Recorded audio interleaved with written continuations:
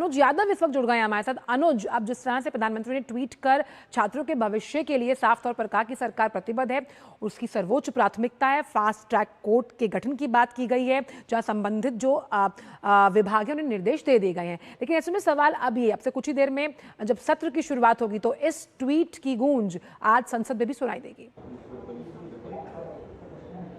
आंचल, एक कड़ा और बड़ा संदेश है प्रधानमंत्री नरेंद्र मोदी के द्वारा। कड़ा संदेश उन लोगों के लिए है जो नीट जैसे पेपर लीक मामलों में संलिप्त रहते हैं या किसी भी अन्य परीक्षाओं में वो लिप्त रहते हैं। और बड़ा संदेश ये है कि देश के जो युवा हैं उनके भविष्य के साथ कोई खिलवाड़ नहीं होगा। उनके जो हित हैं वो सबसे पहले हैं, वो सबसे प्राथमिकता में हैं।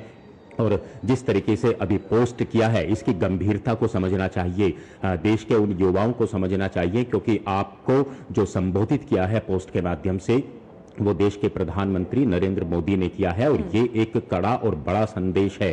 जो छात्र अभी आंदोलन भी कर रहे हैं उनको भी समझना चाहिए कि कितनी तेजी से पहले भी जब ये पेपर लीक हुआ था तो किस तरीके से जांच हुई थी, एसआईटी की जांच हुई थी और उसमें एक तरीके से जो दोषी हैं उनको जेल भी भेजा गया था। लेकिन अब सवाल, सबसे बड़े सवाल यही उठते हैं कि भविष्य में इस तरह के मामले फिर से दोबारा सामने ना आए।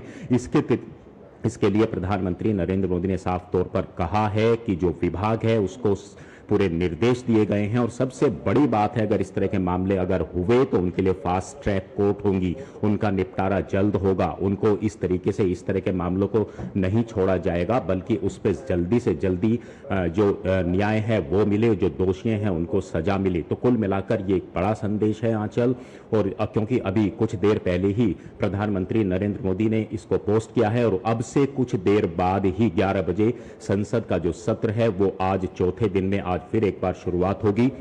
और कल की अगर हम महत्वपूर्ण घटना संसद से देखें आंचल तो ये है कि सरकार ने कल सदन के अंदर इस बात को कह दिया है कि वो चर्चा कराने को तैयार है और खास तौर से जो नीट पेपर लीक मामला है उस पर भी चर्चा कराने को तैयार हैं। हालांकि सरकार तो देखिए हमेशा इस बात को पहले से कहती रही है, लेकिन पिछले 3 दिन तो विपक्ष के जो हंगामा है उसी के अंदर जो संसद का सत्र चल रहा है वो हंगामे की भेंट चढ़ गया। क्योंकि विपक्ष जो है सड़कों पर तो प्रदर्शन करता है लेकिन सदन के अंदर चर्चा करने से लगातार वो कतरा रहा है। और यही बार बार सवाल उठ रहे हैं, क्या विपक्ष इसमें छात्रों के कंधे पर अपनी राजनीतिक रोटियां सेकना चाहते हैं? ये सवाल आज देश की जनता के सामने बड़ा सवाल है जिसको लगातार सत्ता पक्ष उठा रहा है। आज एक बार फिर से संसद की कार्रवाई 11 बजे शुरू होगी। प्रधानमंत्री के संदेश का युवाओं पे कितना असर होता है, विपक्ष पे कितना असर होता है, लेकिन हाँ एक बात जरूर है, एक सकारात्मक पहलू की तरह इस संदेश को देखना चाहिए युवाओं को भी, विपक्ष को भी,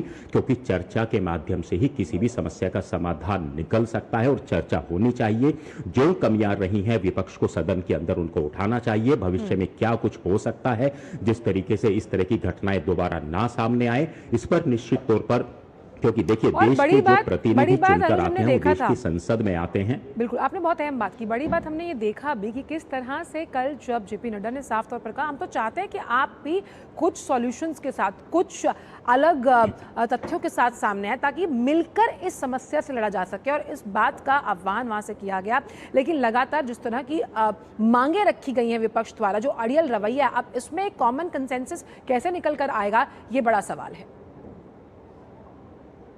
देखिए सबसे बड़ी बात यही है कि देश की जो जनता अपने प्रतिनिधियों को चुनकर देश की सबसे बड़ी पंचायत में भेजती है, तो इस तरह की समस्याएं जब देश के अंदर आती हैं तो जिम्मेदारी वो किसी सत्ता पक्ष या विपक्ष की नहीं है, बल्कि उन प्रतिनिधियों की है जो जनता से चुनकर यहाँ पर आए हैं। क्योंकि उन्हीं की समस्याओं को, उन्हीं के सवालों को उठाने के लिए सदन की कार्रवाई होती है। हम जानते हैं कि शुरुआती दौर जब संसद सत्र शुरू होता है तो 1 घंटा सिर्फ प्रश्नकाल होता है और ये सांसद, जो भी सांसद हैं किसी भी राजनीतिक दल के हैं, वो सवाल सरकार से पूछ सकते हैं। इस तरह की प्रक्रिया लोकतंत्र में संसद के अंदर पहले से ही लगातार है। और हम देखते हैं कि अलग अलग राजनीतिक दलों के जो सांसद हैं वो अपने सवाल पूछते हैं और संबंधित मंत्री उसका जवाब देते हैं। लेकिन पिछले 3 दिनों में आंचल ऐसा क्यों नहीं हुआ?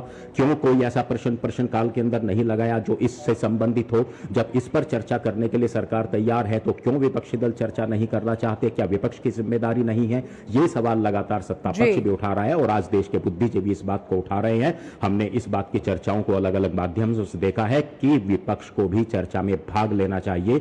उनके जो मुद्दे हैं, उनके जो सवाल हैं, ठीक है, हम इस बात को मानते हैं कि युवाओं की बातों को उठाना चाहते हैं, लेकिन संसद में बात करने से, चर्चा करने से आखिर वो क्यों कतरा रहे हैं, ये एक सबसे बड़ा सवाल लगातार उठ रहा है। जब अब सरकार हर तरीके की चर्चा को तैयार है और सरकार ने कहा है कितने घंटे की चर्चा करनी है, किस नियम के तहत करनी है और कब करनी है, इसके लिए वो तैयार है। दिन रात और भी अगर यही संसद का सत्र लोकतांत्रिक चलाना प्रक्रिया पड़ेगा, है। हाउस चलाना पड़ेगा, तो उसके लिए भी सरकार तैयार है। बिल्कुल अनुज, यही लोकतांत्रिक प्रक्रिया, इसीलिए संसद को लोकतंत्र का मंदिर कहा जाता है, जहां जनता की आवाज उन्हीं के चुने हुए प्रतिनिधि उठाते हैं। आप बने रहिएगा हमारे साथ।